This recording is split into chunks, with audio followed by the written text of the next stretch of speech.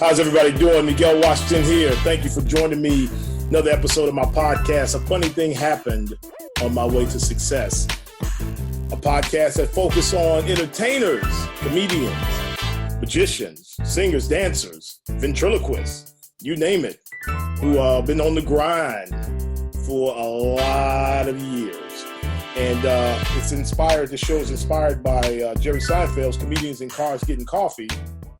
And again, I noticed that when they do interviews with entertainers, it's usually the superstars, the guys who are on top. No one ever interviews the journeyman, and that's what we are. We're journeymen, but we're very good at what we do, and we love it what we do. And I have a guest on that I'm bringing to the stage who I've been knowing for quite a long time. And I say quite a long time, I mean quite a long time. I think he's there. Let me see if I can find him. Yeah, he was there, and then he left, and now he's back. This guy, what can I say? I've been knowing him 20 plus years. This guy is smooth, cool. He walks to the beat of his own drummer.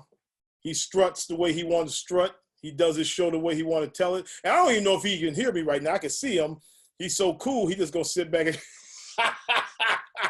give it up to my podcast. A funny thing happened on my way to success. I met Billy D. Washington. What's up, boy? Hey, what's up, man? Can you hear me okay? Yeah, bring it up a little bit. Bring it up a little bit. Bring it up a little bit. Bring it Get up. you in your studio. I get you in your studio working. Yeah, you got your lights on. I'm trying to be like you. Oh, really? Yeah, can you Well, hear me? you already started with the last name, bro. Yeah, what? Yeah. Remember people, everybody thought we was relatives? They thought we were cousins. They thought we was cousins. And we didn't even lie and pretend like we were. We were like, nah, man. I know it. What was that? Was that a good thing or a bad thing? I don't know, man. It's just, when you wouldn't claim me, I wouldn't claim you either. Well, I didn't even know where I lived, so I have a tendency. Go on, tell them the story because I know it's gonna come up. So go on, tell them the story. You know, like, okay, when I first met you, okay, let me just talk about the first time I met you. I met you at a club called Spellbinders. Yes. And the lady, the owner, she was like, I want you to go out there and I want you to watch this guy, Miguel Washington, because you know, we didn't really have that many black, you know, people on those shows back in the day. Right. So I had to do your intro, right? And I remember that, yeah. Yeah, and so I opened for you all week the first time we met, and I watched you and we became friends and whatever, but you had been interviewed every week from Philadelphia, Miguel. That's all you were. You just Miguel from Philly. That's all. You had no last name, nothing. You became Washington, just Miguel from Philly. That was it. And I knew that. I mean, it was for years, man. I didn't even know. And one time recently, we'd known each other for like over 25 years. And then recently you said to me, I asked you, I was like, hey, man, where are you really from?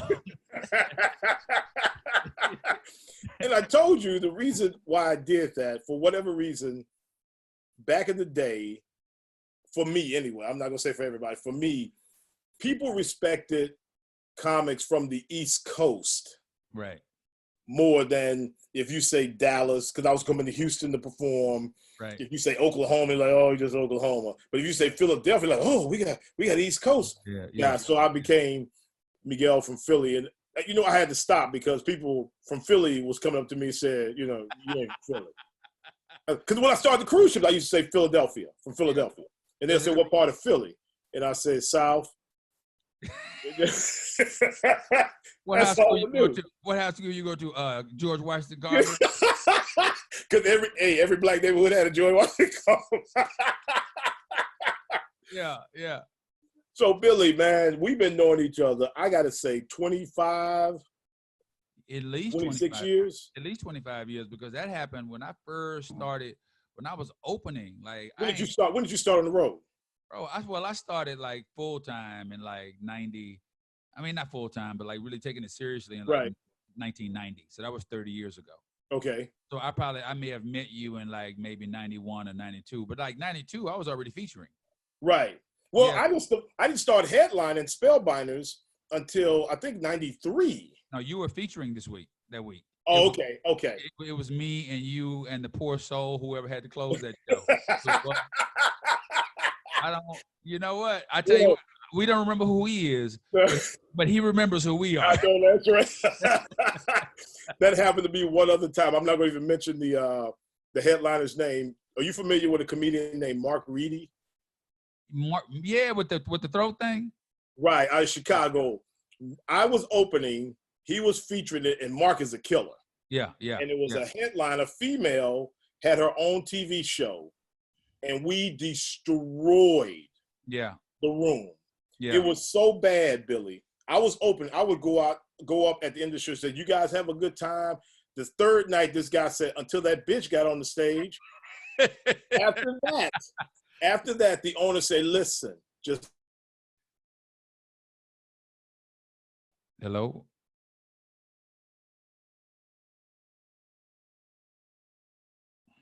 That's what we went through. What are you looking at?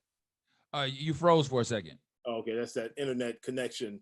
I kind of paid my bill, but Okay, that'd be crazy if like the internet connection. Nice. Oh, nice. Yeah. That'd be nice if the internet. My wife just came back in, getting her nails done from our.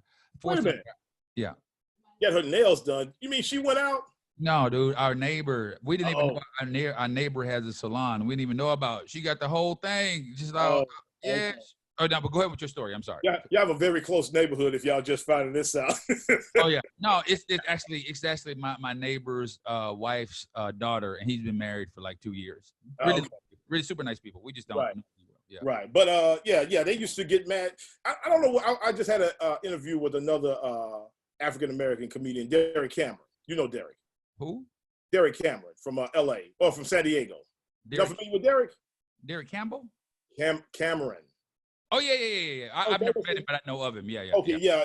Interesting story, man. On how, some of the events that he worked coming up, and I always wondered how, because he used to open for like Al Green and Johnny Mack. I'm like, how'd you get this gig? And he's telling me his story, and I'm like, wow, this is interesting.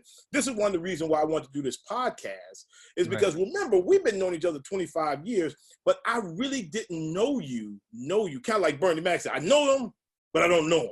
Right. Until we spent the day in San Juan. Well, no, we've had days together before, man. Like but not like that, Billy. Oh yeah. Okay. We talked all day about stuff, and I was like, man, I never knew that. Yeah, well, we were kids when we met, and then we didn't see each other for another 15 years. Right. And every time, but that was our only day. Like that was our only day hanging out where we both were off. Right. Like sometimes I would be working in Austin, and you'd come up because you had a situation there. And then I'd be in Dallas and we'd hang out. You take me to your barbershop or whatever. Right. But at night we had to work. But that day we didn't have anything to do, and we just hung out for like 12 hours. And it was cool. It was probably one of the coolest days I've had with an entertainer, where no one was trying to one up the other person. We were just talking as boys. Right. Talking. We really didn't know each other, and it was cool. So you started your game. So I don't mean to cut you off, but no, go ahead. I got to get into your history, because I was trying to find, because you were a police officer. Yeah, I was a cop for 5 years. 5 years, and what made you go from police officer? Well, how did you get into becoming a police officer? I was in my 3rd year in college. I was majoring in political science. I wanted to be an attorney. I wanted to be a lawyer. I wanted to do anything in law enforcement, but on my 3rd year, my parents both had debilitating injuries like that year. Like my dad had bad ankles, and he messed up his ankle, couldn't work, messed up his wrist too on the job. My mom messed up her back. So neither one of them could work. And I was in college, and I wasn't doing nothing but sucking up money. Right. So I was like, I need to find something that I can do. So the police academy came through my my college, University of Houston, came through my poli-sci class. And they spoke to the poli-sci class, and I was the only black dude in there. And then afterwards, he asked me to stay after. He was like, hey, man, you should go because, we need more African-American officers and whatever. So, I went to the academy, checked it out, did what it did. But I did it for the money. I didn't do it for honorable reasons. I didn't do it because I wanted to protect and serve. I did it because my parents couldn't, I had to take care of them. That's more honorable than anything, brother. You left college, and a lot of kids wouldn't do that. Yeah. Like, hey, y'all got to figure this out. I'm in college until I get my degree. So what you did was honorable as far as I'm concerned. Yeah. Well, and plus, I wanted to kind of get out. You know how it is. You got this opportunity You know, Right. bro, it was like back in those days, like $37,000 a year was a lot of money. You know what I mean? It's like they were gonna start. I remember, man, they were gonna start me off. I remember my first paycheck was $841, and I was like, oh my God, I am rich. I had never seen that much money in my life. I was like, what? 840? Because after they took out taxes and all that sort of stuff, Right. $841 every 2 weeks, and I was getting it Right. every 2 weeks, and I'm like, dude, I am like rich right now. Because mind you, I grew up in inner city Houston. I grew up in Right. church. I wasn't exposed to a lot of stuff, man. Like my dad's a pastor. I'm an only child. I Right. had the chance to go out a whole lot. You know, had a girlfriend early. Still married now to the same girl. So Wow. just in terms of like the world, I didn't know what the world was until I got that job. But you know, I had to learn with the quickness what it was all about. So that job did more for me than college to prepare me for life than college ever could have, because I went to college at home. Right. I would have been that same dude if I would have graduated. I would have been that same guy trying to go out into the real world and not knowing, you know, the stuff that I had to learn quickly when it came to police work. But see, listening to you and being your friend all these over the years, I can see you as a lawyer. Yeah. I can see your persona on stage is like one of these slick attorneys just setting you up. Yeah, yeah. I'm just gonna set you up. Yeah, yeah. Yeah, wait for it. Wait for it. Wait for it. Yeah. Yeah. Yeah. I can see that because your vocabulary, your mannerism, you don't get too hyped. Yeah. You always at a mellow mood, even which is scary because I don't like people that don't get hyped up. Those are the ones that'll kill you. Yeah. And, you don't even know what happened. You just laying on the floor. What happened? And you just stand up, man. You all right, man? You all right? Yeah. I had to do that, but yeah, I did. Yeah. Well, you know how it is when you grow up in church, bro. It's just like in church, it's like so dramatic. People be shouting and shit, falling out. You know, you can't. You know what I'm saying? You can't get too. You have to be even keel if you see all that. Any like people throwing people out the window. You know, people jumping up and down. You know. Okay, you got to tell me this. What the craziest thing I ever saw at my? I was a DK. You was a PK. Right. I was a deacon kid. You was a preacher kid. Right. So I was a step below you. Right. But I had a mother who had control over all of us. We oh yeah. Well, we were on the same level then. We were on the very same level then. The craziest thing I ever saw, two things. I saw a woman take her wig off and throw it at the pastor. And almost hit him. It was kind of like that George Bush thing where he ducked. Yeah. And kept on talking. He kept on ministering. He didn't miss a beat. Like and then went back, you know. Yeah. The second thing, I saw Sister Frederick. I never forget this. Sister Frederick jumped up. The Holy Spirit hit her.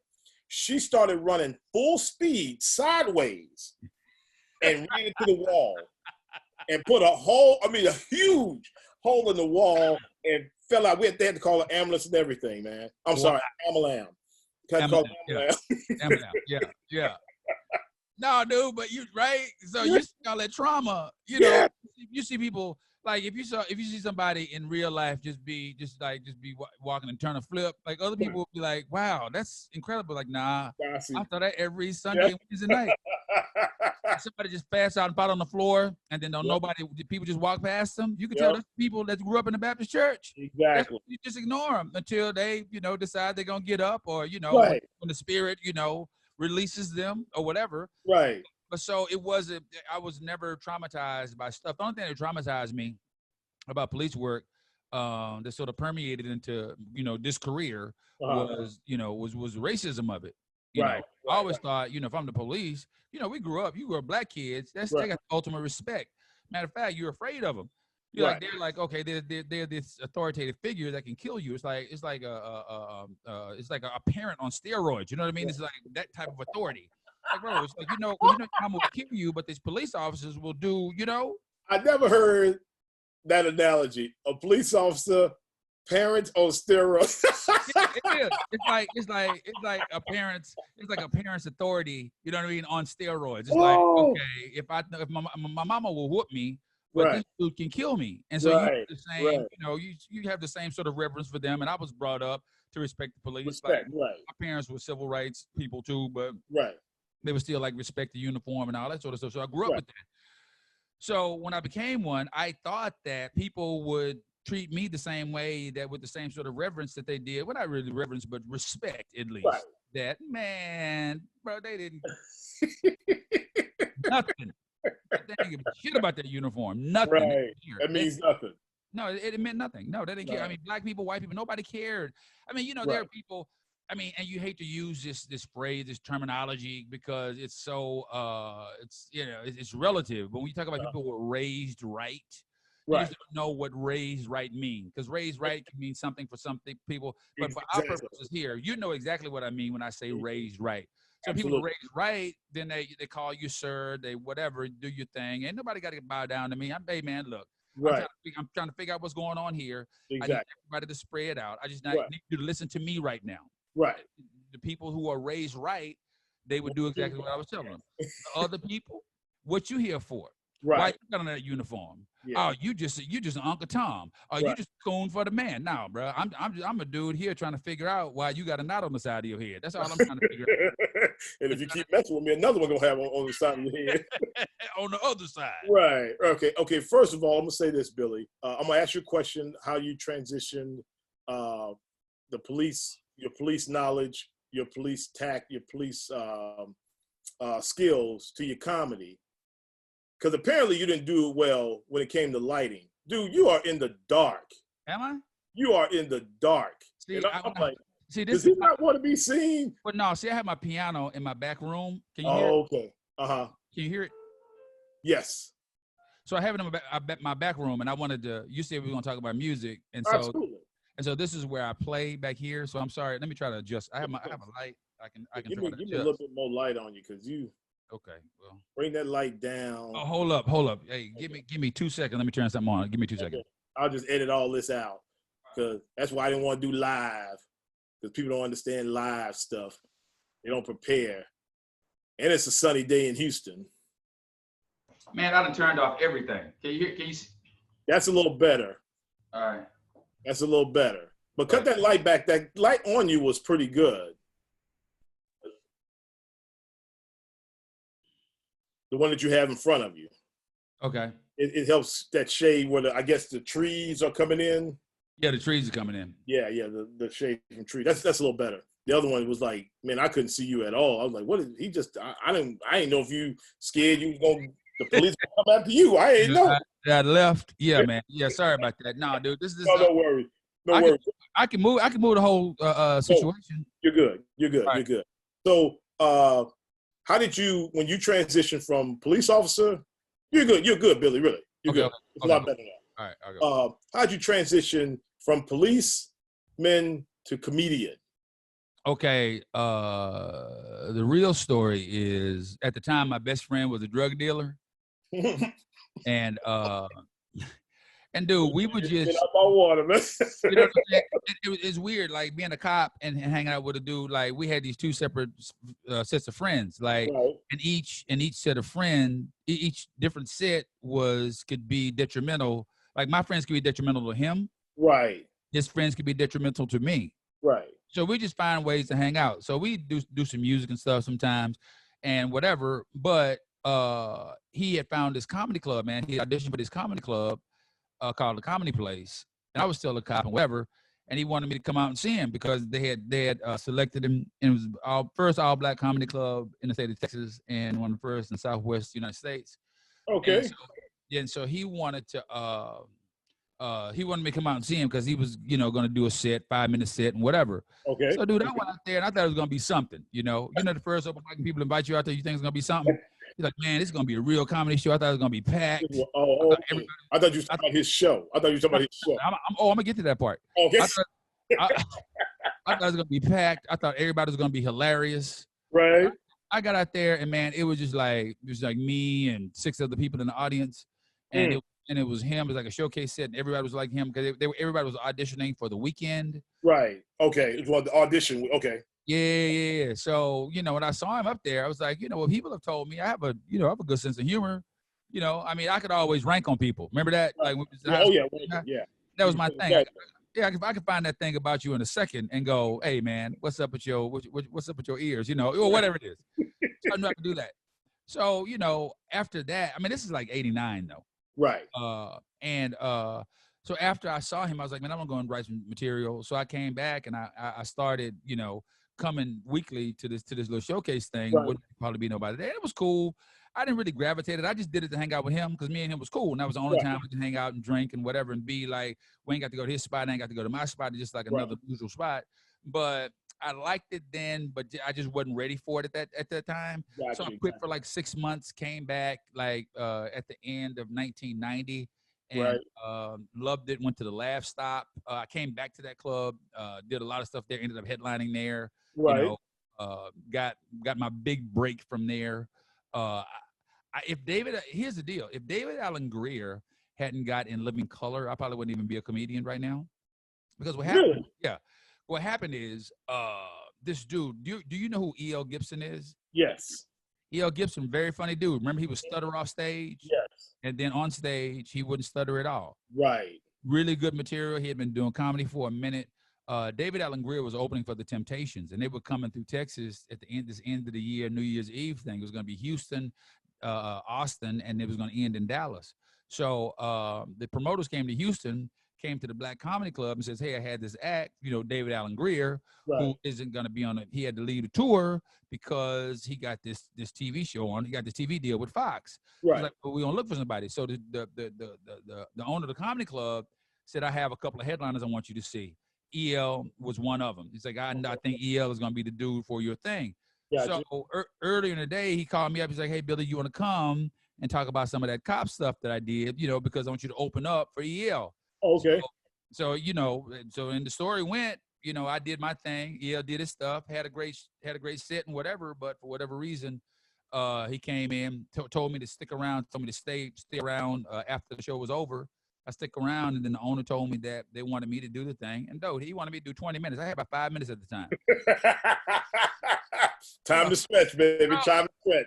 Yes, sir. But you know how it is, same deal with me about money. It's like, okay, well, they're going to give you $500 a show. $500? What?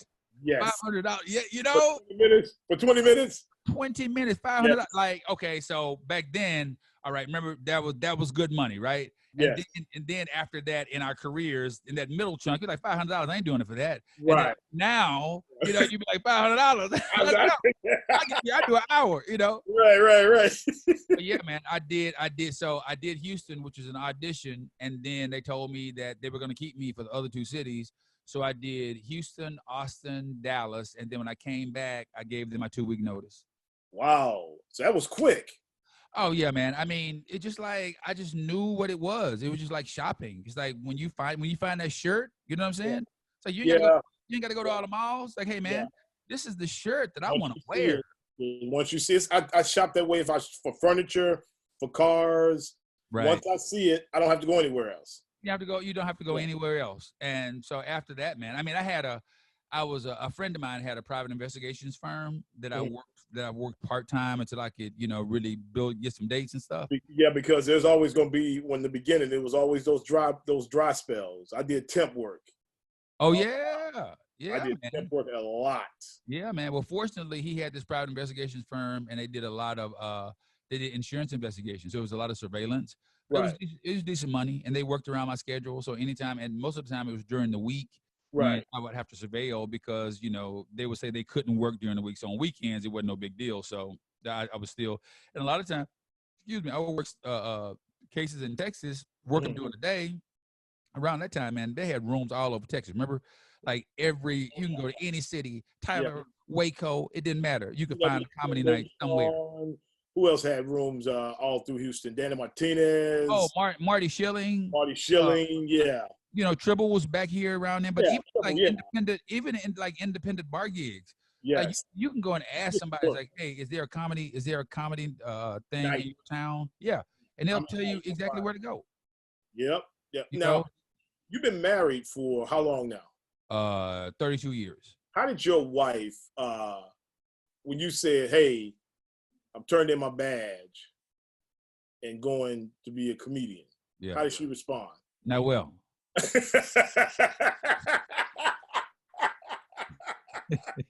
Okay. Not well because a bit more specific there. Not well.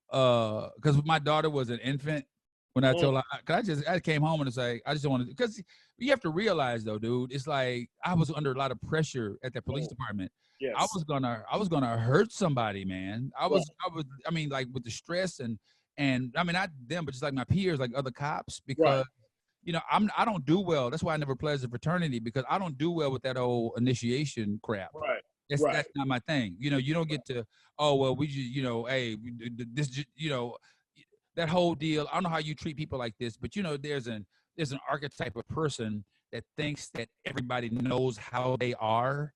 So they're supposed to adjust to them. You got that one, oh man, he just like that. You know how he is. You know how he is. Well, I'm a certain way too. Yeah, exactly. I have a very strong personality.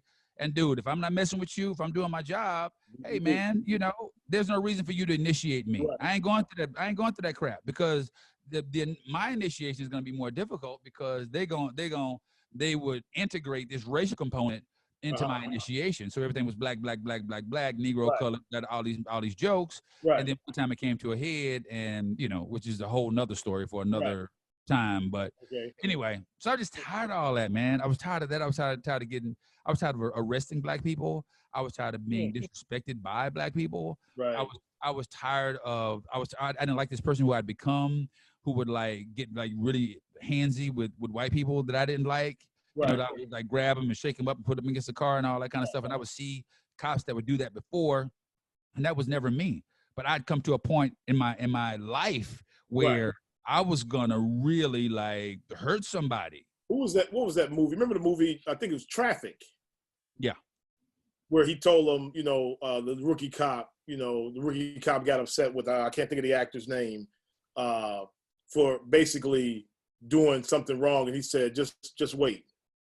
Just wait. He ended up shooting the black guy because of that fear. And all he was doing was pulling out a little doll out of his pocket. Oh, that was Crash. Oh, Crash. I'm sorry. Crash. Yeah, Crash. Yeah. Yeah, so I can understand, because I know when I quit my job, I was sick as a dog. I mean, literally getting sick to the stomach, because I didn't want to be there anymore.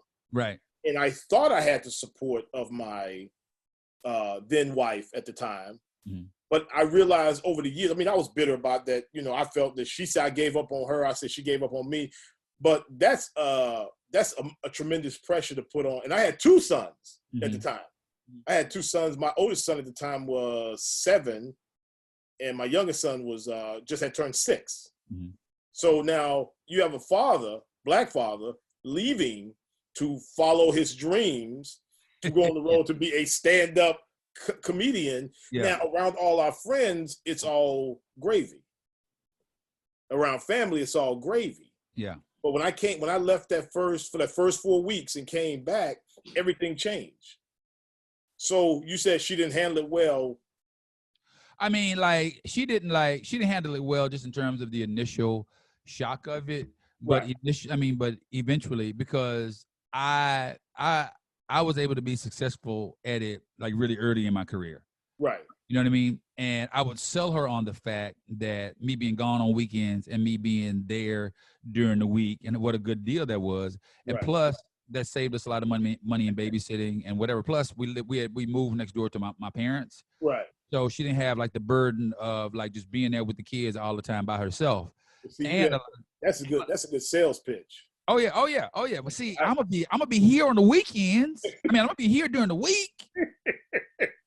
All you gotta be by yourself is on the weekends. Dude, my ex-wife wanted, and I told her this at the end. It's no knock on her. She wanted a man who worked 9 to 5, who was at home on the weekends, and took her out every other Saturday. I'm not that dude. I was never that guy. Yeah. You know, and the thing is, that's fair for her to want. Right, exactly. Bro, that's fair. But when you guys come into a union, it's like sometimes these dreams and aspirations, they change. And it's like, to my wife's credit, like she said, by the time you turn 30, make me a deal. By the time you turn 30, if nothing had happened in your career, and I was like, you know, TV or, you know, traveling or making a certain amount of money, then we're going to do something else. Okay. And I was like, you know what? We never had that agreement. It was, and I got some good breaks my first 5 years. When I was an amateur, I got to open for George Howard. I went on tour with George Howard. Yeah, yeah. And we hung out then. Yeah. No, so hold on. So we met before 90. We met in 89. Because I wasn't even opening. I wasn't even a professional comic. Or I was still an amateur when I opened for George. Really? In 89, yes. Because you came to the club that night in Houston. Rockefellers, yes. And I was supposed to have been doing both shows, and they had Carl Falkenberry. Yeah. And the guy told George, I'll never forget, because George was like my boy, and he told George, listen, I already got an opening act. He said, well, I didn't hire him. Yeah. And George was like that. He said, well, which show is the best show? He said, well, second show. He said, well, your boy can open up the first show, and you pay him, and you can pay him for both shows. I don't care. My boy will open up for the second show. Yeah. And I thought that was cool because he could have just said, well, man, it's his club, blah, blah. And George was never like that. But you were at that show.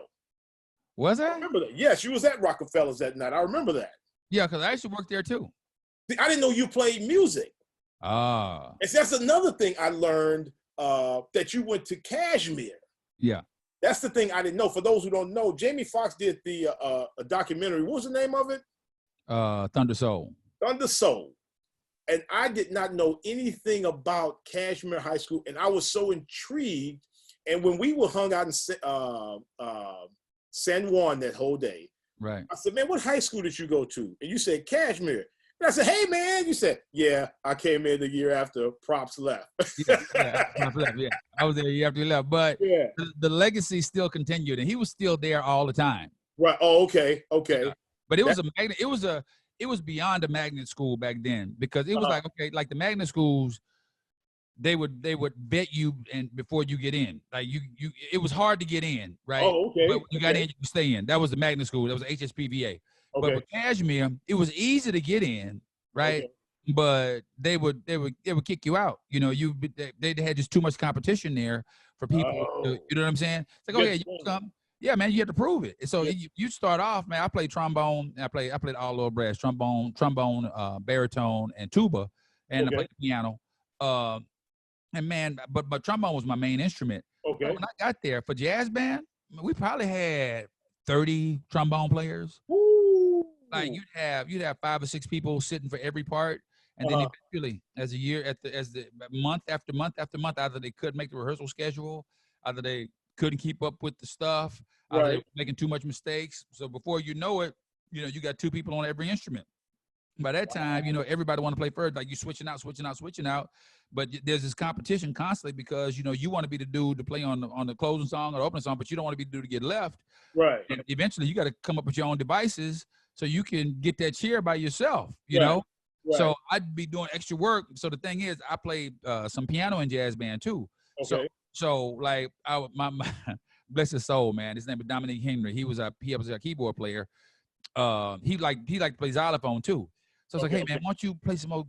Convince him to do some more xylophone stuff, so I can do some more piano stuff. Right. So that when I leave and let this other dude take over for me, it won't look so bad. That was in like my freshman or sophomore year. But junior and senior, I played first chair, and it was just, it was because, dude, I didn't have nothing. I had musical background, only child. I didn't have nothing to do, and it was just like, let's go. I had no idea that I knew you did the keyboards in your show, but I didn't know you had that much extensive background training in music. Oh yeah. And I know when I used to talk to you about me starting to, because I dabble on the saxophone. Yeah. And when I first started talking to you about it, you like, yeah. I'm like, dude, you just play the keyboard, the little Casio. I didn't know that you freaking know your scales. Yeah, I know a little bit. No, because but the thing is, but in your defense and to your credit, dude, whenever somebody knows you play an instrument, and I'm sure that you know this now, somebody knows you play an instrument, they'll always come and tell you, I'm getting ready to learn how to play an instrument. And after a while, you don't take them seriously because they never do it. But to your credit, you did it. You went out, you said, okay, man, I'm starting playing saxophone, and then like when you played for me the other night, the first time you played for me, I was like, okay, he bought a sax, he invested in it.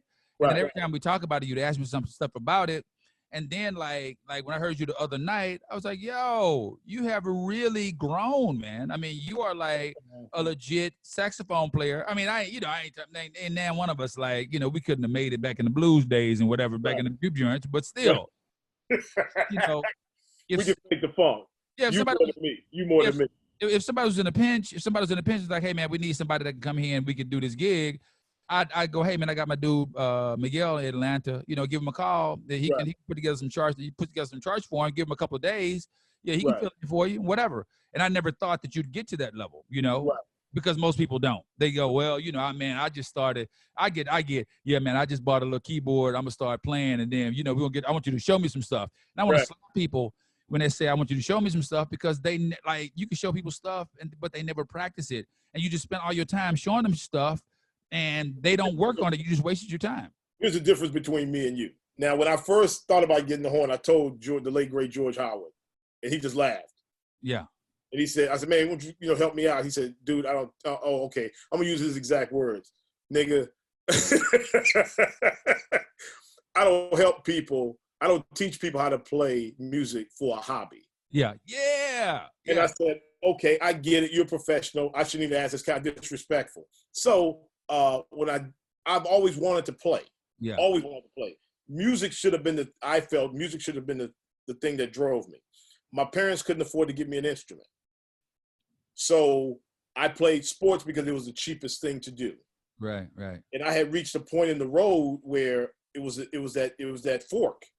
I was going to either go left or I'm going to go right. Yeah. I got to find something. So I wanted music, and my parents said, we can't get an instrument. Okay. I'm heading down this path of being a thug, because I got nothing. Yeah. So for $5, I got to play football, and that took me over here. But I always had that drive to play music. Now, when someone today asks me or tell me they're going to play an instrument, like I got a buddy right now, my man Matthews. This dude, if you ever come to Dallas with me, this dude has saxophone, alto sax, Selma. Right. He has 2 bass guitars, 3 bass guitars, a 4-string, 2 5-strings, 2 leads, 3 keyboards, a Pearl drum set, and a mixing board, a massive mixing board, and he can't play a lick. Oh. Now, he bought all this thinking he wanted to be a musician. To motivate himself, yeah. But all he wanted to do was be a collector. Right. He said, I'm off that kick now. When someone tells me they want to play, I encourage them, because I don't know what their history is, but I just knew my background history was I always wanted to play and wasn't able to play. When I hear people say I used to play, that infuriates me. Because you had the opportunity and you quit playing. Right. No, man. I mean, exactly. I mean, because the thing is like you put so much work into it. I always tell people, like they're like, okay, I want to learn how to play the piano. I go, so my best advice is you have to, what do you want to play? Like there has to be a song that gets you in it. Like the song you played for me the other day, I could tell you've been working on that thing.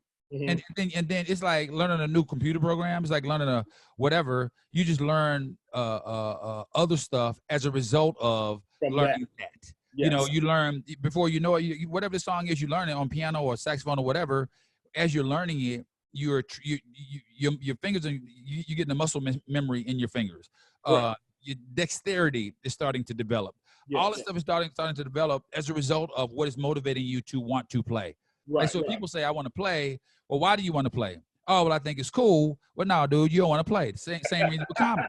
Same reason for comedy. You know, somebody go, I want to be a stand-up comedian. Can you help me? Why do you want to do it? Oh, well, I like making people laugh. That's not good enough. Right. Oh, I think it's cool. That's not good enough. Why? Okay, what's a good answer for you then? Bro, you got to have something to say. What do you have to say? What do you want to say? What makes you so special to be on stage in front of 200 or 300 people, and for you to be the spokesman in that room? What do you have to say? That's the difference between me and you. Anybody will come up to me and say, I tried to help a female comic here in Atlanta. I'm not gonna mention her name. She said she wanted to do cruise ships. I said, okay, cool. I saw her, I met her, I was at a show, and I said, she got all the qualities. Nice looking, attractive, haircut nice, good looking woman. She got on stage, opened her mouth, killed it. And I mean, I ain't saying killed her that she did well. She killed any opportunity to ever work cruise ship. Her mouth was the material was so dirty. Yeah.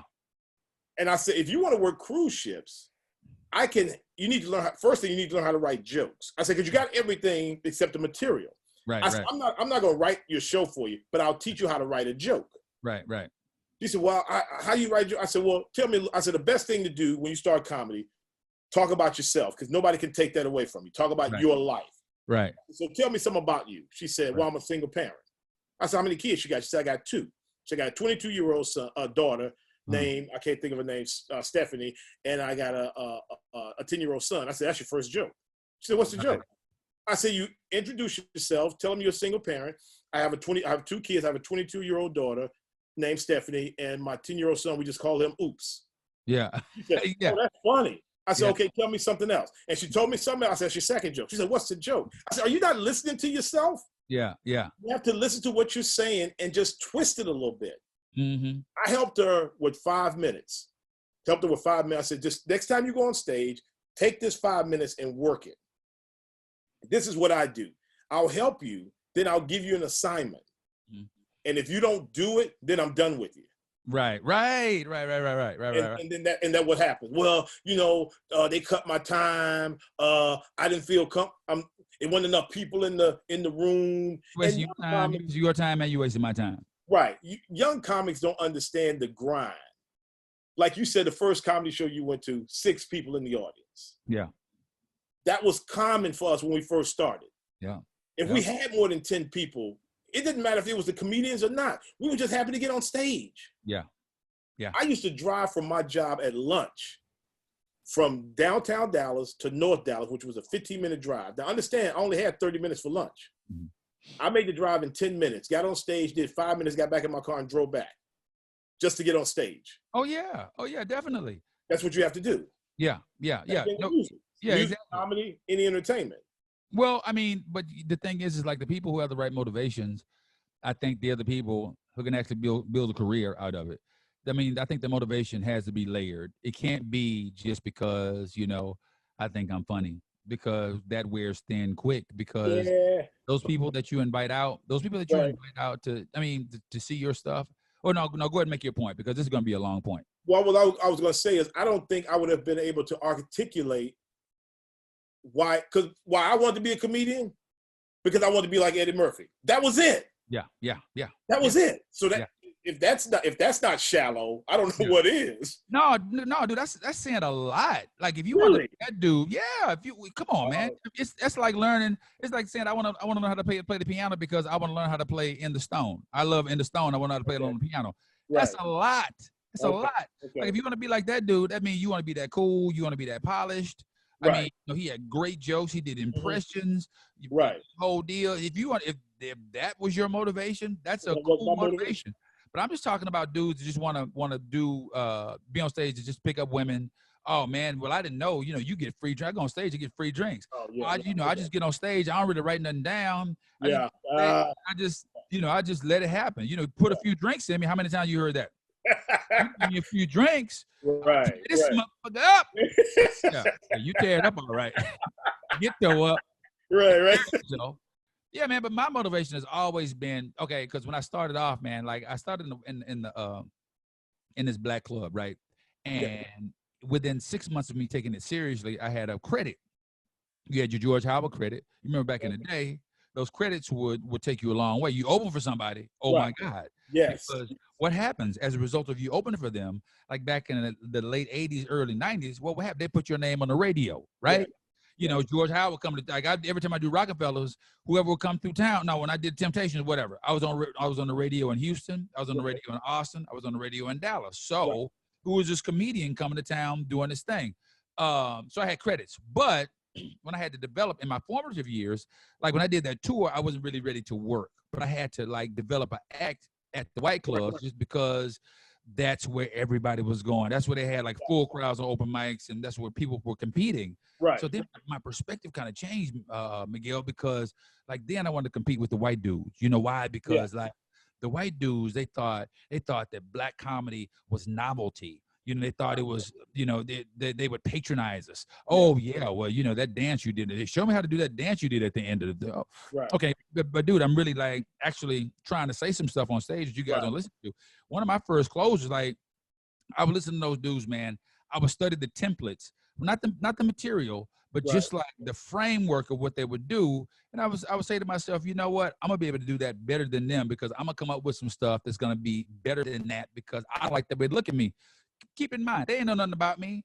Bro, it was like I used to be a cop. I lived this whole life before I came in. They just think that I'm some black dude off the streets coming, trying to tell some jokes. But I have all the they ain't know. I used to be a cop. You know, I've been in life and death situations.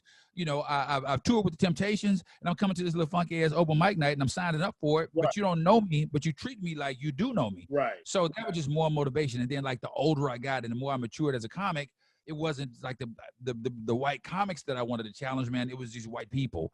It was like not only did I want to prove myself to these white comics that I could compete with them, but then ultimately I wanted to prove to these white people that I can compete with them too. I can compete with them intellectually. It's like I can compete with them in terms of irony and paradox, and I could use puns, and I had all the flows, like just like a musician. It's like, nah, bro, I can play classical, I can play jazz, I can play gospel, I can play whatever. So it's just like I always had to have something to say, which may be a reason why I ain't gonna say everybody want to talk about why they didn't blow up. I've had the opportunities, but I've never had a point of view that they thought, like the industry thought, was true to me. Right. Billy, we don't know that much about you. Well, what you mean? I'm talking about some straight up ideas on stage, but they ain't what they it ain't what they think the ideal should be. Exactly. We can't build a show around clever. But see, listening to you say that, because I was going to ask you how you go about, because your material is not like, my material is not like, I mean, we can go black if we want to. Right. But I wasn't raised hard like that. No, man. So to me, for me to go out like, and I did, and there was a period when Def Jam came out where if you wasn't performing like that, you wasn't working. Yeah. But I always worked clean. Yeah. I was always energetic, clean, and clever. I wrote jokes I always like the premise, set up, punchline. Right. Even if I'm doing a story, even if I'm telling a story, premise, set up, punchline. Like I did this joke. I did my first comedy virtual show for my church the other night. And I wrote this joke. I had already written this joke, and I brought it back. And the joke was, I sent my son graduated kindergarten, and he made valedictorian of his kindergarten class. And everybody laughed about it. I said, but it wasn't a big thing to you, but it's a big thing to us. Yeah. But my son asked me, what does valedictorian mean? I said, it means you're the best, you're number one. He said, I want to be valedictorian in everything I do. I said, that is a great goal. Yeah. I said, but his first year in private school, we walked in his classroom, there was 3 Korean kids, 2 Chinese kids, and 1 white kid with real thick glasses. Yeah. I just looked at my son and said, play football. Those are the kind of jokes I write. I am a joke writer. Yeah, but the thing is, it's like, I remember, like, your punchlines are so matter of fact. you go through the setup, dude. When you just did that punchline, it just I took a quantum leap back 20 years because, like, the facial expression, like it's like every time you do the punchline, it's like the dismount. It's like, you know, it didn't stumble. You know, you see the Olympics, they get on that horse, they go and they flip, and sometimes they get in a step, but like your dismounts are always like, bam. And that's what that was. That was a really well-written misdirection, play football. Yeah. You know? But see, that's the way I should have kept going, because that was to this day, it's my strong suit. I'm a great joke writer. Yeah. Comedy has changed so much. Right. The whole parameters, the audience are conditioned for certain things. Like your style, to me, you always compliment my stuff. You always compliment. And I'm like, Billy, you killing, man. Yeah, man, but your stuff. And I'm like, no. We have totally different style. Your style is kind of, I don't know if quirky is the word, offbeat. Because I always said Billy D marches to the beat of his own drum. Yeah. And it comes across on stage. It's like, you know, and you have this cool and you silly at the same time, but your silliness is laid back silly. It's Yeah. kind of like a silly, like, Yeah. I know Yeah. that. Right. So No, how did you develop your style? oh man, I took some advice from Louis Dix. Louis Dix, yeah. Yeah. Back in the day, man, I used to love Teddy Carpenter. I mean, Okay. Teddy's cool, but Yeah. I worked with Teddy Carpenter, and then after I left, I was doing all Teddy's mannerisms. I was just being like Teddy Yeah. Carpenter. I was just Yeah. doing like anytime you see those dudes that those East Coast dudes, no LA dudes, Yeah. you wanted, Philly. to, yeah, them Philly dudes, yeah, you wanted to be them. Yeah. But I had worked with Louis Dix, man, and Louis was like so brutally honest. He's like, hey, man, your material don't match who you are. Mm. You need to be who you are. He's like, man, you are, you saying this stuff and you trying to present it in a way. He's like, man, if you smart, don't hide from being smart. If you want to say something smart, don't hide from that. Just let them know who you're gonna be up front, and then let the chips fall as they may. But you can't be somebody else because you're never gonna be the best version of them. Right. They're the best version of them. So when he said that, then everything everybody was doing, like even now, if people do stuff, I was like, okay, what's the opposite of that? Like, man, I got jokes about, on my album, got the brand new album, just did it on 800 Pound Gorilla Records. It's distributed by Warner Brothers, doing really well in Australia. Australia, it's my second biggest market. Ooh. But like a lot of stuff I talk about, I just create it because I don't want to be that stereotype. No, okay, you whatever. Like, I got a cool chicken joke by fried chicken. Just take a completely different direction. I got this cool piece about the N-word. That's complete that I'd never heard before. And not that I'm brilliant or whatever, but it's just like I'm so motivated, man, by the abstract nature of creation. Like if you say something and they think it's popular, I'm always like, how can I say that different? Okay, now let me tell you this one that I recently did. Okay. So people have a problem with the N-word, right? Right. I'm working on a cruise ship. This dude comes to me. He says to me, he's like, hey man, I use the N-word on the thing. I'm not that much of a fan of the N-word because, and I said to him, I was like, why? Because I had to ask myself, why am I cool with it? So I had to ask him, why are you not cool with it? He's like, yeah, because I don't like to be called the name that slave owners gave us. And so I asked him, I was like, what is your last name? Mm-hmm. And he said, my last name is Fields. So I ain't even finished yet. I'm not even finished. So that's the real part of the joke. That's what really happened. Right. So the dude hit me up on Facebook, right? He wanted to add me for a friend. Right. I was like, oh, this is this dude and whatever. So somebody add me that I met. I like to go through their timeline and see what's up with them. So I noticed that a few times his friends he had a nickname that would consistently pop up. Right. The dude's nickname, I'm not making this up, dude's nickname is Cotton. Let me tell you something. Here's where the joke come in. I would rather my name be Pork Chop Watermelon than Cotton Fields. That's funny, yo. Yeah. That's funny. Yeah, so that's my N-word joke that I try to bring people together. I mean, I tell it like it's not really a true story, but I tell it like it's a true story. Oh, I thought it was true. Oh man, I thought it was a true story, man. Yeah, no, I got you. Yeah. Oh, that's funny. Yeah, that's funny because I can see people come up to you after the show saying something like that. Right, but the thing is, so what happens is I put all the blame on that dude. Like, so I'm completely released for all I do is I pointed out the irony in it, the whole situation. How ironic is this? Oh my God, this dude's name, his friends call him Cotton Fields. I would rather my name be Pork Chop Watermelon. That's not even on the album. That's brand new. That's funny. I'd rather my name be Pork Chop Watermelon. So what I'm saying is like, okay, people talk about the N-word and whatever. Okay, but what else is there to say about it? Okay, you don't like it. People don't like it for here. You don't like it for that. So why? Let's break that down. So my motivation, I have two, like the one that's on my album is about Trump. Right. But it's a great N-word joke. My chicken commercial joke is a great whatever joke. But dude, I'm just so motivated by being like taking that counterintuitive nature of creation and saying, this is what I want to concentrate on. I want to try to make something out of this. You know why, man? Because it's like some dudes are storytellers, right? Like the story that you just told. See, I like what you just did because at the end of the joke, it has some math. You gonna Right. play football. Okay. It's visual, it's da da Right. da da. Okay, and then at the end, it's the thing, and then bam, that's the Right. answer. But some people are like the storytellers. They're great storytellers, man. I've Right. never been a storyteller. I can't say the punchline at the beginning, and then keep punching and Yeah. make the story funny and Yeah. funny. I've never been able to do that. Me either. Right. So mine is just like, okay, here's one concept, here's another concept, Yeah. here's something else. As long as I can make that math work at the end, I don't even care if they don't like it because it was worth me saying it. Does that make sense? Yeah, it makes perfect sense.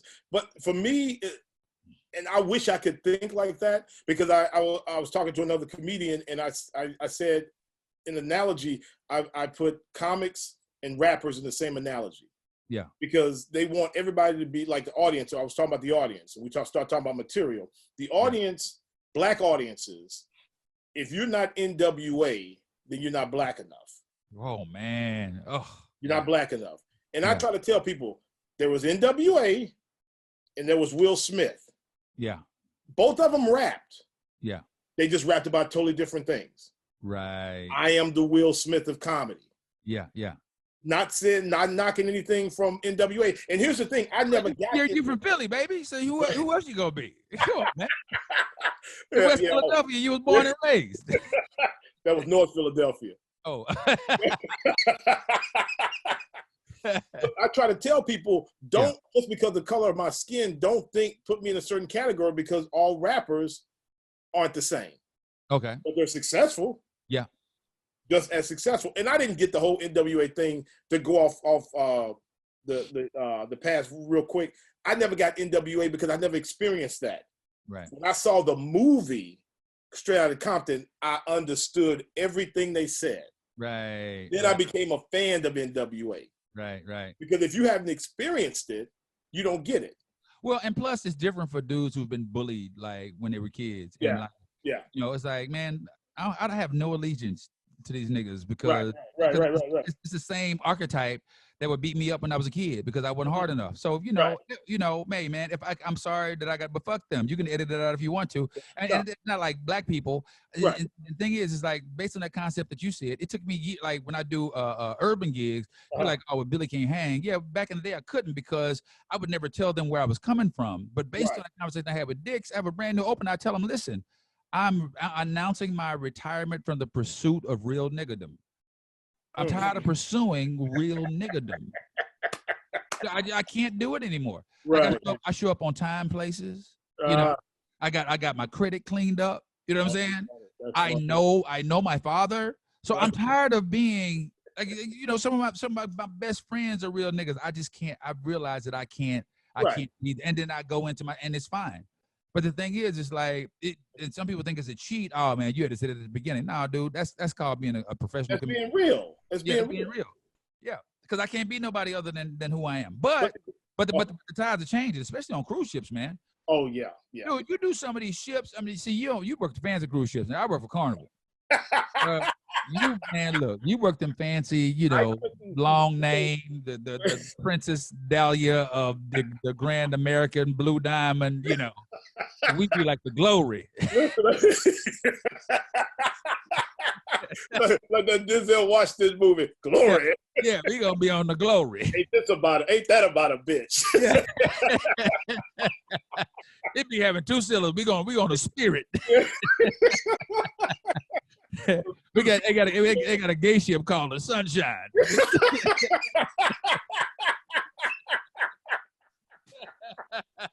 They got one for the AIDS patients called the Magic.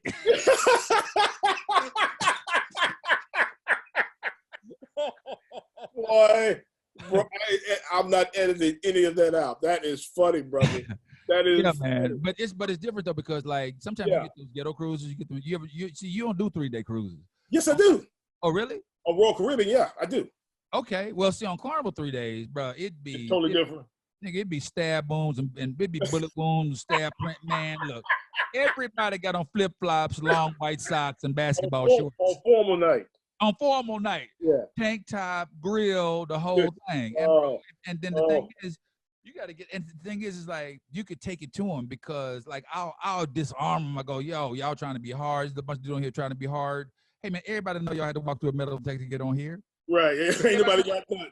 There ain't nobody got no guns. Right. Why you trying to be hard? You know, and I also do a bit about the one dude that just got out of jail. You know, he on the ship. You know, that dude, you know, Right.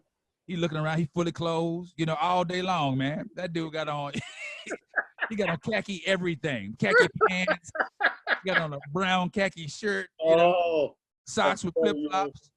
That's funny, yo.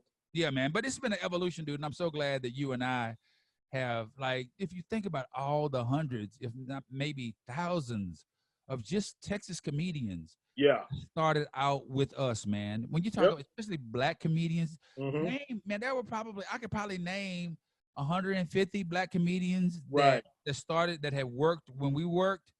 How many black comedians in Texas are still working and can earn like a solid middle class income? That's the key right there. That's the key. I tell people all the time, they go, well, I can do what you do. No, you can't. Yeah, no, you can't. Because if you might be one joke funnier than me. That's it. You might be funnier one night. Yeah. Than I am, but you can't sustain like I have. Right. You know, you might can run the 40. You might beat me in the 40, but I'm gonna get you at 60 yards, and I'm gonna walk past you. Yeah. But guess what? We're doing the quarter. You didn't know that, did you? You took off full speed. This me right here. Yeah. Lip hanging. Exactly. Yeah, man. But when you take your cumulative income, like when you think about all the money you've made over the years, and this isn't me bragging or trying to be all that or whatever. But when you take that and then you start to add up those numbers, man, those numbers are impressive. When you can say, like, if you take over a 30-year period, if you average between $60,000 and $70,000 a year over a 30-year period, you look back over that, and that's not even including merchandising. Correct. And then you go, okay, I've done good. I've done well, man. That you are solidly in the middle class of America, man. Ain't nobody rich. We ain't them dudes. No. Man, we ain't broke. But we ain't got no other job, and we get to work in our ministry, man. And even if we cuss, but I cuss sometime or whatever, it's still a ministry, man, because we still when people, especially you, because you work around a lot of older people, right? Like when they go, man, your show was the last show Grandpa saw. You know what I mean? And listen, you know? I enjoy and it's not a knock on the younger generation, but I would rather have an older couple, white couple from Nantucket, tell me how great my show is, rather than a young couple from Atlanta saying, bro, you was all right, you know, because they understand comedy the way I present comedy. Yeah. Because it's done changed so much. The paradox done changed so much. They are conditioned for profanity laced vulgarity. Well, profanity laced, not on profanity laced, but I mean, it's just like 9 jokes that's been circulating for the last 20 years that everybody just doing a different variation of. Exactly. I mean, if you ain't talking, I'm not talking, like I do 5 different shows on Carnival, 5 different shows, and I probably have a 6th show that I probably could do. So that's 2.5 hours of stuff that I can do, and plus I have some stuff left over pretty much after it's all over, and plus I riff, plus I play the piano and whatever. Right. So it's like whatever you like, you know, I'll tell them, it's like, listen, I've been doing this for a long time. 88% of the people are gonna really have a good time here. You know, of the 12%, you got people who don't really want to be here. Right. You got people here who too dumb to understand the jokes. You got people here who sleepy. You got people here who drunk. But I go through this whole litany of things. But the only thing I want anybody to hear is that you too dumb, because that's what no audience member wants to hear. Nobody wants to hear they too dumb. So what does that do? So even when they don't want to laugh and you look at them, they still laugh anyway. Why? Because they don't want you to think that they dumb. Exactly. See, that's psychology. That's that psychology work. But in comedy, it's a technique. Because when I come out and do my quote unquote late night show, which is not late night, I tell people that comedians, we're just newscasters. We just report the news. Yeah. I said, y'all don't get mad at the newscaster when he talk about a subject. So why y'all get mad at us? Case in point. And then I go into a story that's not politically correct, but I can get away with it now because the word rape, because I did this joke and it had the word rape in it. Right. And I started seeing women actually kind of do that. Yeah. And I didn't understand what was going on. And somebody explained to me that you got to understand some women were sexually assaulted or they know someone who's sexually assaulted. and they just think that word, just like the N word, it just offends them. I said, okay, but this joke is a great joke. How can I figure out? Because the joke is not about rape. It's just the word is in the joke. Right. So when I presented it as a newscaster, I didn't get that anymore. I got this. Because they respect the newscaster. They'll listen to the story. And then you hit them with the punchline. Right. I said, oh, it's all in the presentation. It's all in the presentation. But see, like sometimes I want to challenge. Sometimes I just want to push stuff in their face. Like I got some really dark stuff that I'll do, but I do it all together. So they'll know what's coming. And then the last thing I do is kind of my newest thing that I was even too scared to put on the album because it's so dark. But like it's a joke about abortion. It's not really a joke, it's just like a whatever about abortion. It's like I think that if Congress, if they really want to support, abortion, then be supportive of it. And this is just an evolution of me, like throughout the years, not caring anymore what they think. Just because if the math works and I think it's smart and I think, it makes sense, then I'm gonna say it. It's about your math. Yeah, it's just about my math, man. I go, if Congress thinks, whatever they do with abortion, I think that if they support it, they should support it fully. If they're going to support it, don't half-ass and do it. Because, you can't have Planned Parenthoods going broke. Like, because in my neighborhood, there's a Planned Parenthood that's so poorly funded until at night it has to double as an oyster bar.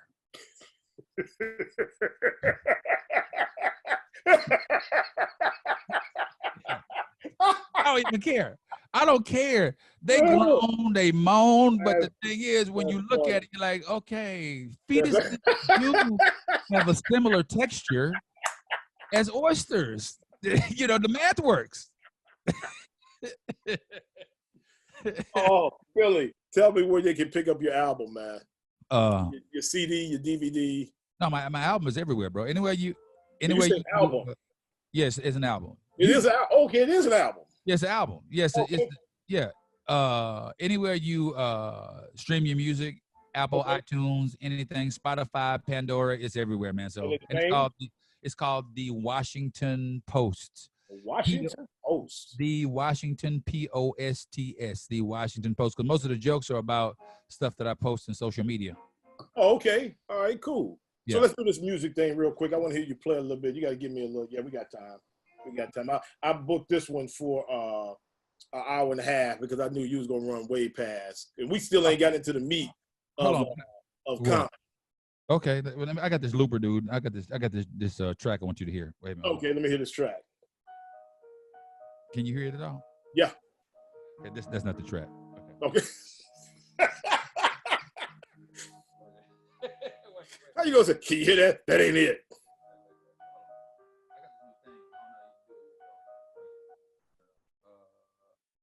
While Billy sets up his music, we'll make a few announcements. It's your background music.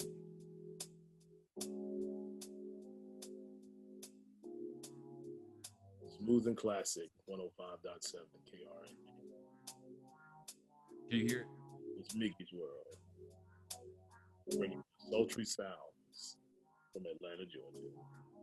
Good evening, ladies and gentlemen. How are you? I'm tripping, man. I went back to my radio days. Let me hear what you got, Billy.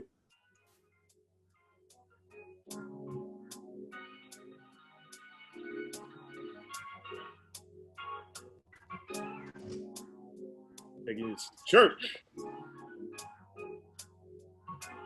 Okay, it ain't gotta be all church. Give me a little bit more volume.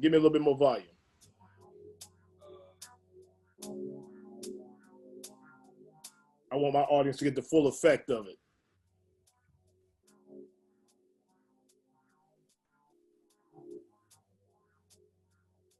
Now you went lower. I can't even hear you now. You didn't check this out beforehand, did you? No, well, that's how I was trying to get you to call me before because I didn't know if it worked on the thing or not. So whatever. Man, I had some issues here I had to take care of. No, it's all good, baby. It's all good. Okay. Now it's analog. You can hear it now, but you can't hear the beat. Oh, okay. Yeah, man. So what made you? Let me ask you this: what made you incorporate your music? Because guys like you who do the piano, guitars, is what made me bring my horn into my show. Just very a very minor part of my show. Yeah. But what made you incorporate music into your show? Having to get that headline time. There you go. Hey, just be real about it, huh? Be real. Shit, I had 30 minutes. I was wrecking rooms. I needed headlining, and they were like, you know, I need to hear some more stuff. Right. And I mean, here's some more material. Right. Man, let me go on. Because I used to play these songs, and like I wrote this song in college. Can you hear the piano? Yeah. I've been alone with you inside my mind. And in my dreams, I've kissed your lips 1,000 times. I sometimes see you pass outside my door. Hey ho.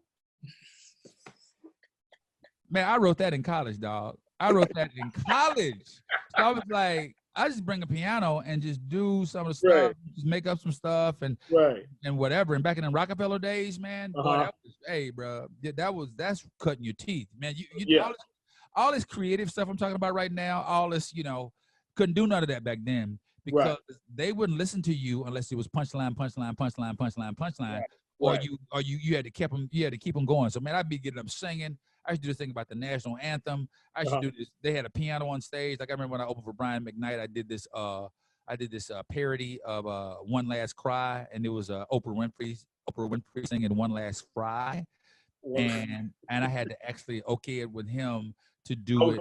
I was gonna ask you, did you do that? Did you get permission? Because if not, well, the thing is, they had heard me do it before at Rockefeller's, right? And so the stage manager was like, "Hey man, if you're gonna do that song, you got to check with Ryan." I was like, I ain't got to do that song. It's like, man, but you know, just check with him and see. And I went up to him. I was like, "Hey man, you don't know my name is Billy. I'm a comedian." I was like, dude, I do a parody of your song. This is a funny story. I do a parody of "One Last Cry." And you know, do you mind if I sing it before you come? He's like, "Oh no, man, you know, no, I don't mind at all. You just know, make sure it's funny." So you know, but the thing is, he just thought I was gonna sing it. Right. He didn't know that. Did you play the piano? And my shadow in the da. So I did the song. The song is called "One Last Fry." One last fry. One last fry before I leave it all behind. And so he didn't know I played the piano. And so when he was like, "Nigga, I didn't know you on music." Tickling my keys. Yeah. But what was so cool about it, man, and I wish that, you know, we had phones back in the day. This has happened to me twice, 2 times by icons. When he came out, he did "One Last Cry." And he said, "Okay." He said, "Do y'all like that one, or do you like one last fry, one last?" Oh man, when he did that, I almost started crying. Like, right, man, that's funny. Made my night. That happened. Go ahead. Song parodies help because I used to do a few song parodies as well. Yeah. Matter of fact, one of my biggest, my closeout on the Apollo, first time I did the Apollo, was a parody of God. What was the song? Let's Chill. Yeah, remind me. I know I saw it. Remind me. It was called "Damn Bills." My father sang. Yeah. I remember that. I tried to do that. I did the Oakland Bay Area comedy competition. Right. And I made it to the finals. And the guy said to me, "Yeah, man, the guy that won it last year, he did a few song parodies too." It was Jamie Foxx. Oh yeah. Yeah, and the night of the finals, the week of the finals, I lost my voice. I caught a cold, and I tried to, and I knew I couldn't do the parodies. Right. Because with black folks, if you want to do it, you gotta come correct. You gotta do it. Leave it alone. And I knew I couldn't do it. I should just did my material, but I tried to do song parodies, and I was cracking, and I didn't win. I still want to hang with.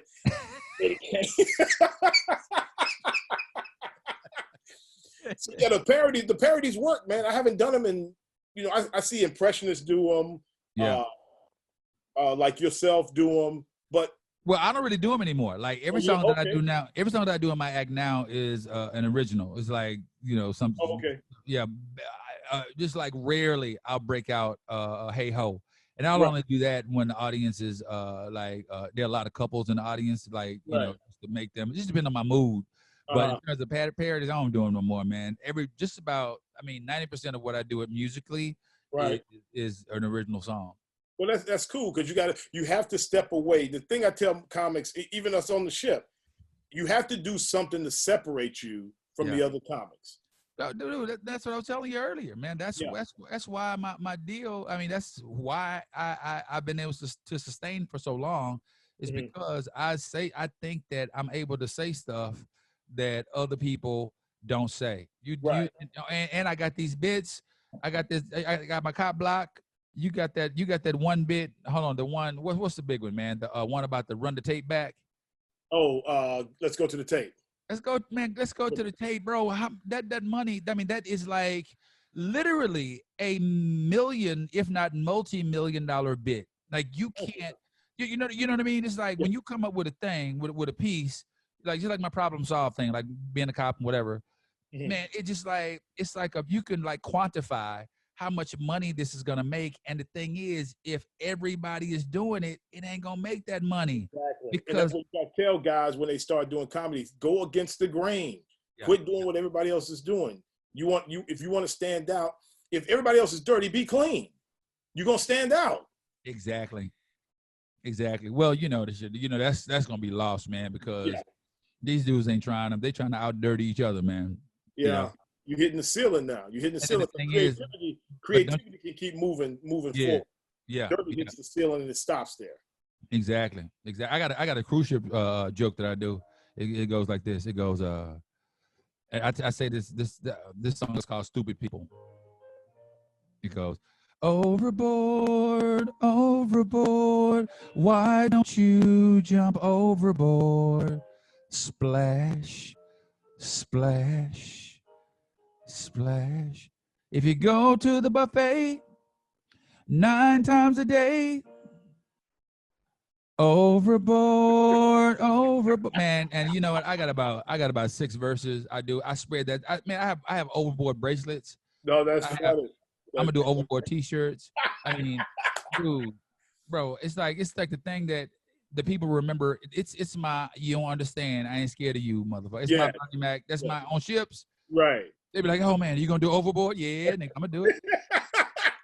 Wait, me and my wife heard that, and my wife went to bed and said, "Damn it, I hate Billy because that song is in my head now and I can't get it out." No, did she hear that one, or did she hear the mask song about the mask? She heard both.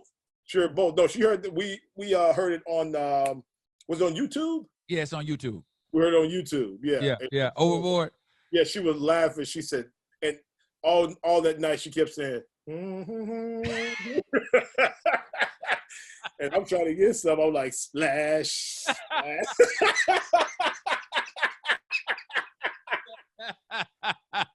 And then the kids walk in and they go, "Hey ho."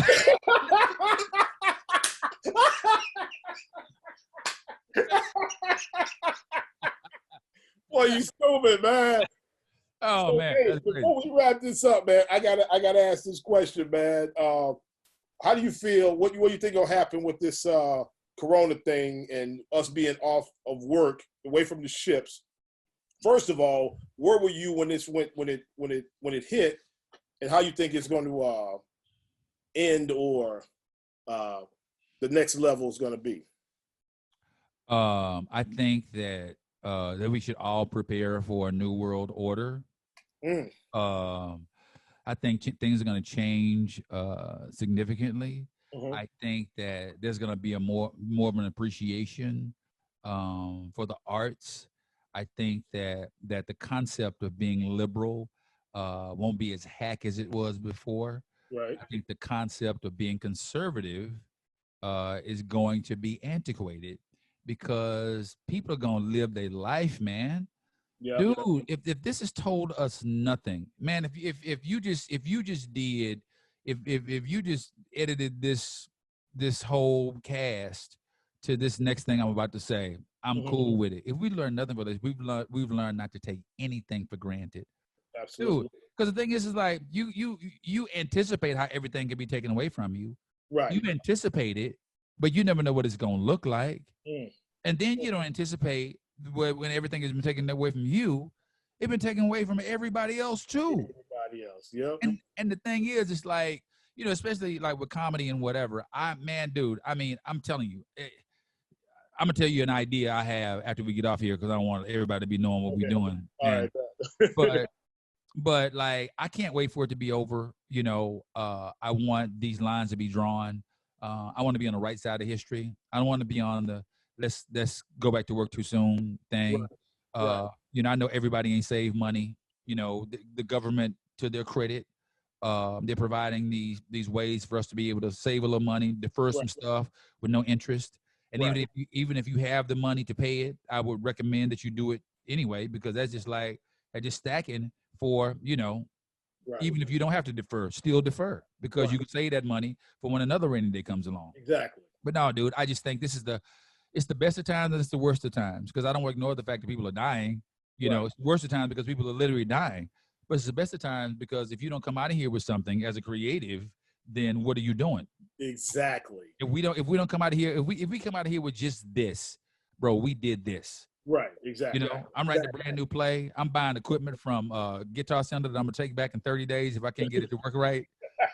Bro, my wife is so tired of me buying stuff showing up from Amazon. I got new Amazon packages showing up every day. Different stuff that I want to try while I'm home, because when I'm on the ship or when I'm working, you don't have time, because you come home and you either winding down from the gig or you're getting ready for the next gig. That's basically it. And people don't understand. A lot of people don't understand the mental anguish we go through when you coming home. Like when you on the ship, you control everything, especially married people. When you're on the ship, you control everything. Used to your space, used to your life, used to whatever. But then when you come home, you have to share responsibility. Like you can't make all the decisions. And that's if me and my wife have any problems about, you know, being on the road and whatever, it's just me adjusting to, okay, when I'm gone, hey man, she got to handle things. Right. But when I'm out, I handle things. So when I come back, I want to handle stuff. When I come back, she want to keep on handling things. Right. So it's like we have to come to that place. But I think, dude, I just think it's going to be a new world order. And I think if you're on the right side of it, then that's cool. I think that, like, we should love each other the way that like we should be loved. Like, I gotta love you the way you need to be loved. Right. You gotta love me. I can say I love you all day long, Miguel, and I do. But if I'm not showing you I'm not being the type of friend to you that you need me to be, then it's not. It's a self-serving love. Right. That's what the world is kind of preparing for right now, dude. You have to, man. When I'm gonna hug people, man. I'm gonna listen to people more. I want to hear what people have to say. I'm going to be more empathetic. I'm going to try to be a better person. You know why, man? Because I never thought I'd say it, but man, I miss these motherfuckers. Do you miss performing? You miss you still you got the itch? You ready to go back? I'm a whore though, man. I'll perform, dude. Like I would go 3-4 times a night if I could. I mean, I love being on stage, even if I'm running out of material, whatever. I just love being on stage. I don't even think it's about the people. It's just about me, like being able to convey, me being able to talk about stuff that I want to talk about. I think it's about your creativity, because you have so much. You're so creative. Well, I mean, the thing is, you want to feel their responses. You want to like, am I crazy, or is this stuff like this is at the back of my brain? Let me bring this to the front. Let me bring that abortion joke to the front of my head and let it exit my mouth and see what type of response it gets. Right. You know? Right. I got you. Now, what about you though? What about you? I mean, what do you think? Well, right now I am content being home, because I needed some time off, because I was working like crazy. Like you said, the mental anguish was wearing me down. It's been wearing me down for the last 2-3 years. Right. I've been trying to prepare an exit strategy to gradually move away from cruise ships where I don't have to depend on them so much. And let me tell you something. You know me. I'm a God-fearing man. Yeah. And I'll profess it. I don't care who asks me. I remember talking to Willie Brown, the ventriloquist, and he's trying to get on cruise ships. And I gave him a couple of referrals of some agents, and he's telling me, "Yeah, man, I'm having a tough time. I get a gig here, and sometimes I have to do odd jobs. Even I've been in the business so long, I'm still doing odd jobs." He said, "But it don't matter." Because God's going to take care of me. And I said to him, I said, bro, I'm going to be honest with you. I don't see how you are able to wait a week by week for a gig to come in. I said, because the last 20 years, on the cruise ships, I have my schedule a year in advance. Right. I know where and when I'm working. I said, I don't know how you do that. 2 weeks later, God said, I'm going to show you. And he shut the industry down. Now, I was like, man, why did I even say that? Why did they even come out my I mouth? thought it was an old story, but you're like, no, nigga, this happened. This happened for real. Yeah. This happened for real. Yeah. So now I just have to practice what I preach. Like you, it's going to be a new world order. It's going to be a new norm. Yeah. And for me, I'm like you. I'm trying to be creative. That's why I started this podcast. I'm doing I start my script writing class. I have a 6-week script writing class. I start tomorrow. Good, man. Good. I have the Comedy Dry Dock channel that we're doing, keeping my creativity. I told myself I want to start writing 5 minutes or 5 jokes a day just for myself. I did the virtual comedy show for my church, which showed me how difficult it is to do comedy without an audience, but it took a lot of fear out of, it took me back to basics of practicing in the mirror, because that's all it is. Right. And the most important thing I've learned about doing a virtual show, you can work on anything, because they ain't laughing no way. You can't hear them. Right. All you do is working on your timing on getting the words down. Yeah. That's it. Yeah. I think we're going to come back, but I think it's just going to be different. And I think we have to be prepared. But how about this? Like, and I really want your perspective on this, because you've thought about it more than I have. Okay. Like, I started thinking about my exit plan. I started thinking about retirement. Mm-hmm. I was like, oh, yeah, man, I don't want to do this no more. Right. Now that you haven't done it in 2 months, mm-hmm. how does that look now? I enjoy it, just being at home. Yeah. But as far as financially, it don't look good at all. Oh yeah, of course, financially. Yeah. If I had the money and they said we're done, I'd be like, all right, cool. I've done enough. Yeah. I've done enough. I don't have the accolades of a Chappelle or the list of things of Kevin Hart, but I know what I've done, and I know the people I've touched, and I know the people who have talked to me and said how I changed their life just by this joke and being clean and blah blah blah. I'm good with that. I'm good. Miguel, even from a business perspective, I mean, you have created a business that is sustained for 30 years. 30 years, yeah.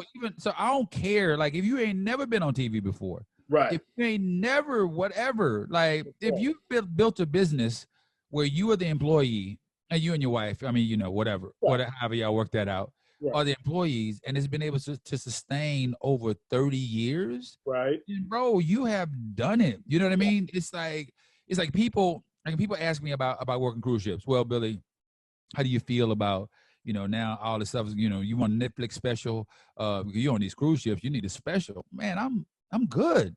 Right. I mean, because I think I'm not as ready as you are to be done with it, because like on Carnival, they don't book us for 3 months out. So if I get burned out, like the next time they ask me for dates, I just don't give them a couple of weeks. But like, what, I need to take these 2 weeks off so I can lay back and chill and whatever. Right. And they'll I can request ships. Like, I can do kind of so if I want to do a couple 3-day ships and then be off for 2 weeks and then do a back to front or whatever, I can, whatever. I can kind of move around through it. So it's going to be my part-time job until I had that stroke. You know what I'm saying? Right. So when the part that I don't like is the travel. Yeah. But if I could do, if it was just about we get paid for the travel, we get paid for all that inconvenience, we get paid from being away from home. Right. But the part that's on stage is what I still do it for, man. Point blank and period. Yeah, I got you, man. I say that now, but I was so burnt out before this happened. I'm still just relaxing and enjoying the fruits of my labor. My 30 years, I finally had to be in my house and I finally unpacked my suitcase. Right. Yeah. And put it away. I get that. But you are like that dude that, like if baseball players could hit for average, they'd never quit. Like, if you get a baseball player that can hit 270 until he's in his 60s, Yeah. that dude would still be playing. Yeah, And true. And so I don't think that we appreciate that enough. Yeah. Man, you are still hitting, even if you not like, I would, the metaphor would be, I guess, TV shows would be the home runs. You know what I'm saying? Right. Like a TV series would be like the World Series or whatever. Exactly. But now, dude, if you playing for a team and you still hitting 270, even if y'all ain't going nowhere and you still getting a paycheck for doing it, right? Why? You got the skill set. Why not keep doing it? But I understand the travel and all. I get that. For me, the skill set wants to take it somewhere else. I want to go to the motivational speaking part. I want to go to the ministry part. That's the part where I feel I can still use my talents, but help people in a different way and still make them laugh. You can do that. You can do that now. You can be the biggest motivational speaker. You can still be a minister on stage. You can be a minister of comedy on stage. And you are that, because off stage you be getting on my nerves. You used to get on my nerves with all them verses and shit. Hey man. And I'm after a show. I don't you on drink. You know, I've had me a couple of drinks after the show. You know what I'm saying? I'm laying back. And and you come up, and the Bible says, "Oh, come on, man. Come on, man. You like that bad? Come on, Billy. You're making me feel like a Bible thumper. How do these people think I'm a Bible thumper? But that's how I know our friendship. That's how I know our friendship is so real. Because, dude, we have had these arguments, man, about Bible, because we both grew up in church. Yeah. We didn't had arguments about the Bible. We didn't had arguments about way to raise kids. Right. Just straight up. But at the end of the day, it's still all good. You know. Yeah. Most definitely. And I just hope that, like, when all this is said and done, that everybody can just appreciate people for just like who they are. And I know that sounds cliche, but when you really think about it, it does say something. If you can just appreciate your next door neighbor for who he is, idiosyncrasies, like nuances, the whole thing, just whoever that dude is, whatever the best thing that dude brings to the table, that's what you embrace. And these conservatives, these people, these Trump lovers and whatever, hey man, you know what, sometimes you want to clump them into one category. You want to make them a you can't do that. You can't do that, because I get them on ships all the time, man. They'll tell me straight up, I'm a Trump supporter, and nigga, they buy 2-3 CDs, I don't give a I don't care. I don't care. I love you. I just don't understand why people feel that it's kind of like the homosexual tag. It's not necessary for you to tell me that. Yeah. It's no relevance to me. I'm not gonna look at you any differently. Well, and the thing is like, we have to create differently too. That's a great point you bring up. We have to create differently. Like, I had to take all the references. Like, I do this one piece about me being in the line at Starbucks, and it's about this white lady and her daughter. But the lady being white has nothing to do with the joke. So I just took it out. And I'm gonna do that, like, in life, because you raise a great point. If their sexuality or their race isn't relevant to not even the joke, but to the subject matter of a conversation, then why even mention it? And you know why that's so cool? And you bring up the concept because you have your own back. Then you could say with confidence, for sure, that, bro, I don't talk like that. Oh, well, he was a black comedian on the show. No, he was a comedian with the dreads. He gonna be the only person there. No, he was a comedian that the locks. Yeah, sorry about that. I didn't know. It was like, piano organ, tomato. I don't know. Oh, it's a difference. It's a difference. Trust me. Okay, cool. Okay, what is my hair? What is my hair then? What do I have? It's cool Billy D style. That's all I can say, bro. Yeah, you've been a pro longer than I have. Half a second, cool Billy D style. What do you do? Why am I gonna insult my guests? I ain't gonna do that, bro. Yeah. That's great. That's great. Hey, Billy, listen, man. This has been honor. I knew it was gonna be a cool interview. I'm glad you talked me into doing it tonight. I had some stuff that was going on, and you said, hey man, I done cleared my calendar to come and talk to you, and now you gonna cancel. It made me feel bad. So my wife wanted to go deliver groceries to our parents, and then I said she wanted to do it at 4. I was like, no, babe, we can't do it at 4 because I got the interview at 6. She said, okay. So at 4:30, I hit you up and said, hey man, I just want to make sure it's 6 o'clock. And he's like, hey man, let's push it back to 7. So I didn't tell her that I pushed it back. You pushed it back to 7. because that would have given us enough time to deliver them groceries. So Right. 6 o'clock. So you called me right around when 6 o'clock rolled around, and I had just finished with her. She was like, "Well, so you're gonna do it at 6?" I said, "No, we're gonna do it at 7." So well, if I knew it was gonna do it at 7, then we Right. could have delivered groceries. Right. But it all worked out because she had been wanting to get her nails done. She hadn't been able to get them done, and she found out that our neighbor's daughter has a nail salon. I mean, is a business person, Right. and she just graciously asked my wife if she wanted to come over and take some kind of critic. I don't know the terminology. So Right. she went over there and did. So it all worked out. So I'm glad you could do it today too. All right, cool. Well, listen, man. Thanks for joining my show. Is your wife talking to you in the background? She want to show you her nails. Let me see her nails. Let me see them. Bring them on in there. Come on that camera right there, baby. Can you see Okay, them? you want? Okay. I want her to come to the camera. Come here, baby. I want you to see my wife's nails. Mickey does her own nails because Mickey is a hairstylist. Oh, is she? Let me see Mickey. And she does nails too. Just put what's she doing? there. Oh, nice. Yeah. Look at that. Oh, boy, look at God. That's what look at God. Hey, Billy. Hey, those are the nails of God. Yes, man. I appreciate you helping me out with my podcast. A funny thing happened on my way to success, and I'm so glad a funny thing happened when I met Billy D. Washington, man. Yeah, man. Hey, brother, stay strong. We're going to stay in touch, and we're going to talk. I'm going to call you right back, because you got to tell me whatever this plan is you're talking about. Man. Just let you know, everything is at BillyDWashington.com. So BillyDWashington.com, my man. All right, and Billy Washington on Facebook, Twitter, the whole deal. Thank you, man. Thank you, man. I appreciate it. We'll talk to you soon. All right, man. Later. You can purchase my book at Amazon. Also, listen to the podcast on Spotify, Apple Podcasts, and all podcast platforms. Follow me on all social media platforms, Facebook, Twitter, and Instagram at Miggy's World _. Lastly, to experience and support everything I'm doing, go to my website, miggy'sworld.com. Thanks again, and we'll see you next week.